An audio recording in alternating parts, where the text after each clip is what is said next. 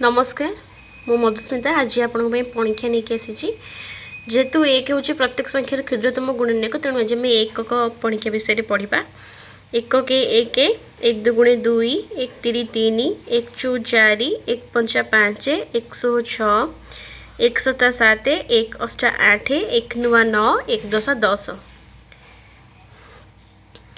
दुई को परीक्षा दुई के दुई दुई दुगुणे चारि दुई तिरी छः दुई चौ आठ दुई पंचा दस दुई सौ बार दुई सता 14 दुई अष्टा 16 दुई नुआ 18 दुई दशा 20।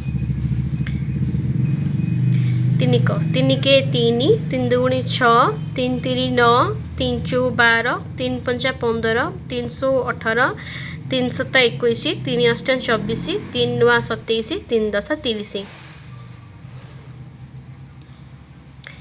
चारि के चारि चार दुगुणे आठ चार तिरी 12 चार चौ 16 चार पंचा 20 चार सौ 24 चार सता 28 चार अष्टा 32 चार नुआ 36 चार दशा 40।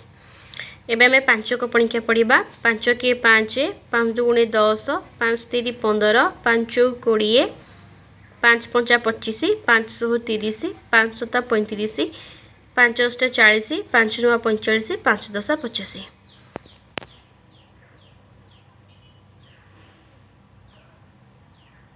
अन्य वीडियो रे 6 करू 10 पर्यंत परीक्षा आपण नहीं आसबे।